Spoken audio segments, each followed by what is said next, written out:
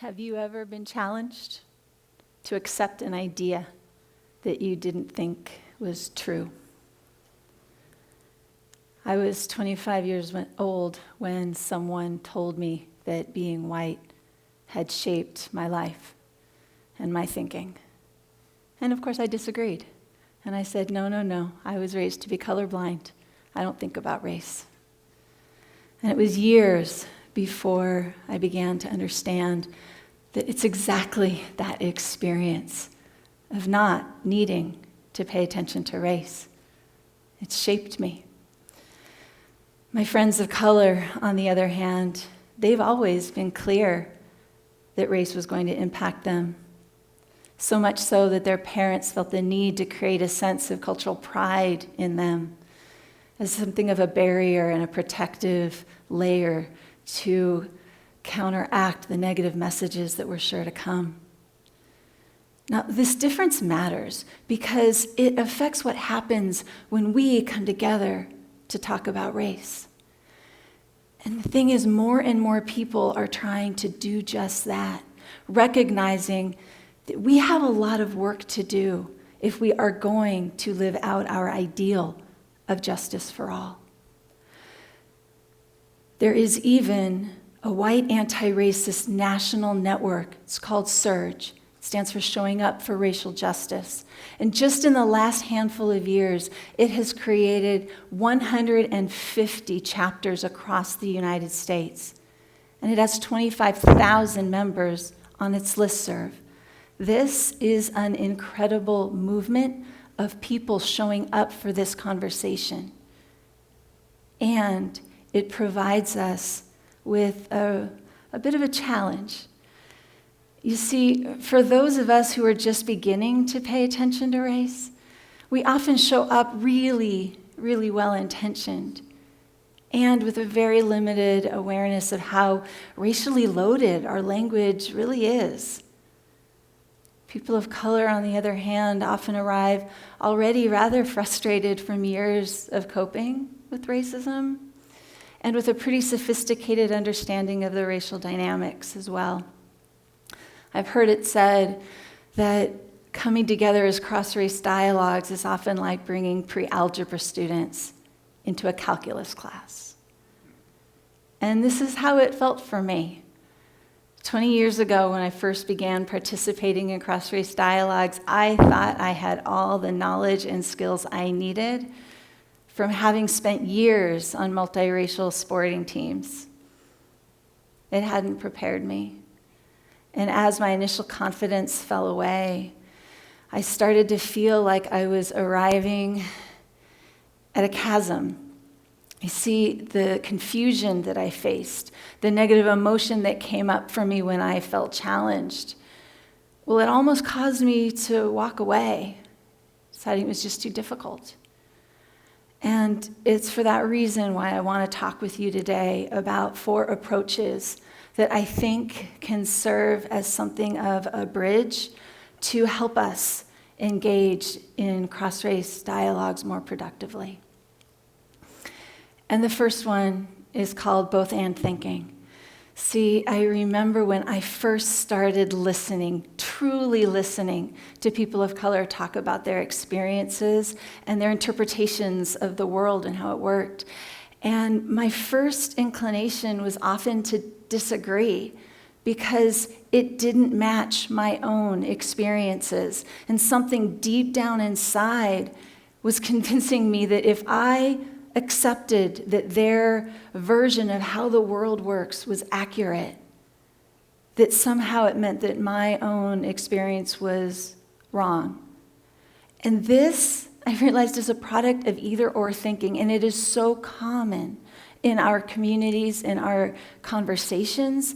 And what it leads to is the impetus to start almost every response with the word but.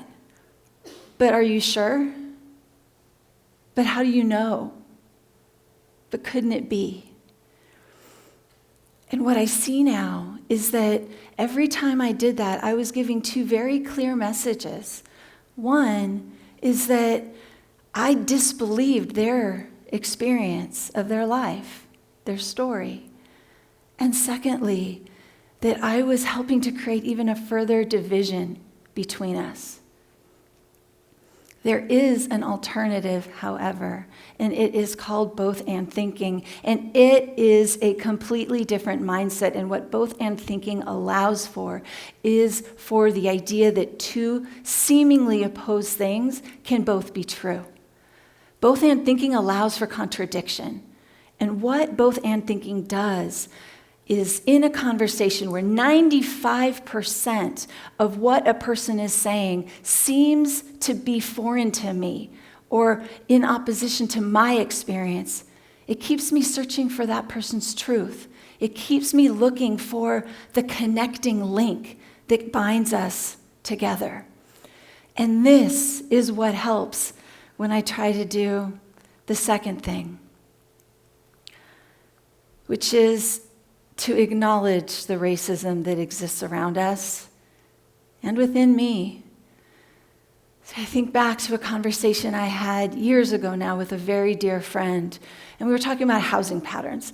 And I said something about why people live where they do. I thought it was completely innocuous, and my friend found it to be completely racist. And it prompted him to start to give me a history lesson. I got really uncomfortable. Partly, I did not want to believe all of the horrible things that he was saying was true. It's not what I had learned in school. And then the other part is that it felt like he was trying to get me to associate myself with every bad thing that white people had ever done. And so I felt blamed and attacked, and it's caused me to say, but you know me. But how could you think of me that way? And it was a very frustrating conversation for both of us. And it wasn't until years later that I came across a metaphor that has completely taken the blame that I felt out of conversations like these that I've been in since then. And so I want to share it with you. And I want to share it with you even though it did take me a while to accept the truth of this. But the fact of the matter is that we are like fish who are swimming in waters that have been permeated by racism. And that racism in our environmental waters was set in place years before any of us were born. And those waters condition us.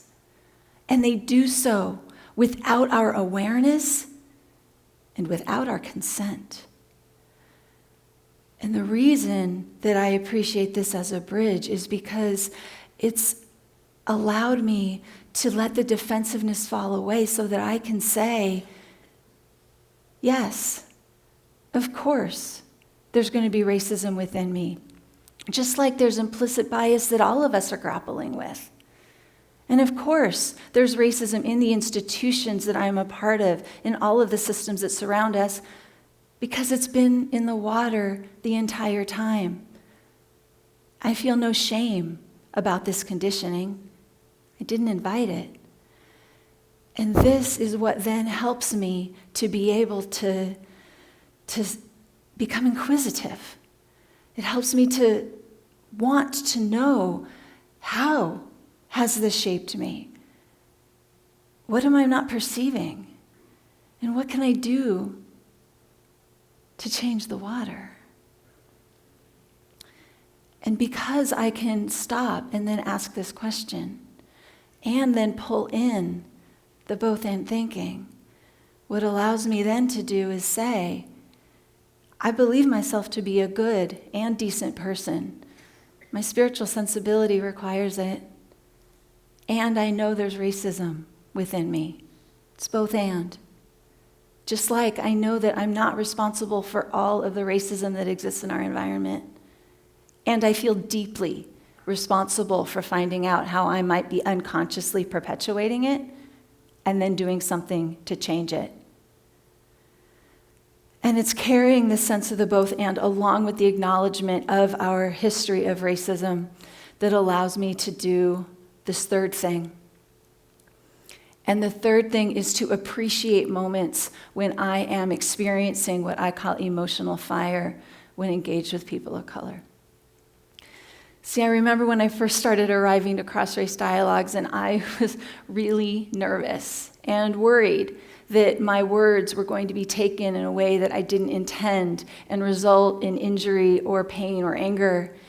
And I didn't want that to happen. And I remember the first time it did. I was sitting with a group of 4 Black female colleagues, and we were talking about a TV show, one that had featured exclusively Black and white guests. And I tried to say something helpful about the absence of Latino or Hispanic voices. And one of the women reacted in a really strong way. And I remember experiencing her impassioned speech as anger directed at me. And what I thought at that time was, oh, she's overreacting. And I'm being really mistreated because I said something valuable. I look back at that situation and I interpret it so differently now, because what I understand is that I had not been prepared at all for that situation.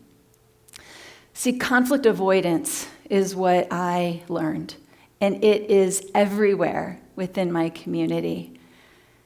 And I don't think it has been helpful or healthy to experience every issue that has potential conflict in it as something I'm supposed to escape from or battle from. And what I've realized is that what this pattern has resulted in is people of color for so long regularly needing to tamp down their emotional reactions in the face of tragedy or of infuriating circumstances, while people like myself are allowed to develop a really thin skin. And so, what do I do in the face of this? And what I have attempted is to center myself in the understanding that our entire racial history has been one of trauma, repeated trauma that has never been sufficiently addressed. And so if I spark an intense emotional reaction in a person of color, and then I immediately try to defend myself or escape from the situation or act like I'm not really part of that, then I might quite likely be pouring salt in a freshly reopened wound. See, I don't want to do that. If instead I can bring in that both-and thinking, and I can understand and acknowledge our history of racism and its results, then what I'm able to do is work to become able to respond. Responsible, instead of just reactive. And this is what allows me to say, yes, I'm responsible for that spark that led to that emotional reaction. And it's my job to stay there and work toward something of a resolution and figure out what happened. And it's quite possible that the intensity of that emotional reaction might actually have been years or decades or lifetimes in the making. And in that moment, I might have done something that was reminiscent of something that someone had just done that was injurious last week, last month, last year.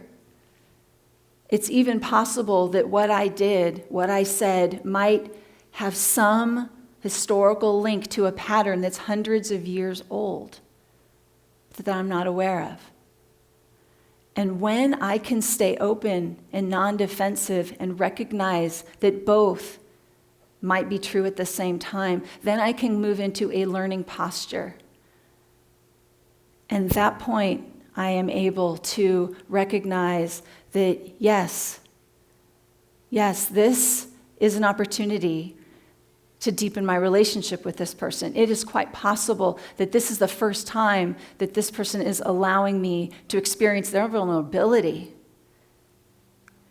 It's possibly an investment in me that this person is making to make the choice to give to me their energy to try to teach me something new. And this is something that I need to appreciate. And all of this becomes more viable when I arrive with a personal grounding in racial justice. See, I remember arriving over a decade ago to a meeting of white anti-racists in Los Angeles, and one of the first questions they asked me was, "Why do you care? What's in it for you?" And what I learned that day was that if the only reason I show up for racial justice is because I think I'm trying to help someone, or because I feel guilty, or because I just think it's the right moral thing to do, then it is all too easy for my thoughts and actions to come out of an internalized sense, albeit unconscious, of superiority. Whereas, if I understand that racism has been used as a tool for centuries to keep people from different racial groups from working together to create a more just system, then I can also understand that that tool, racism, has been used to harden my heart. The conditioning that has caused me to be immune and remain a bystander to the injury and violence that people of color continue to face. That's been something that is dehumanizing for me. I feel it within my soul now, and I recognize it in the disconnection and the fear that exists within my own community. And so, yeah, for me, when I show up for racial justice, yes, it's about creating a more just system for people experiencing injustice, and it is part of my healing process, and a healing process for my own community. And it's this foundation that is what allows me to stand with a strong and clear voice, and it's what allows me to stay emotionally balanced when I'm asked to do that work of truly listening to another person's story, particularly when it highlights the incompleteness of my own. Ultimately, what I'm suggesting is that our entire history of racism has been one of trauma, one of dehumanization. All of us have been affected, and that if we are serious about increasing the quality of life, not only for ourselves but for others, we are going to need to increase our capacity to stay open to truths that do not yet feel true. And if we can do this, then I think we will be able to begin to heal the old wounds and to stop creating new ones. Thank you.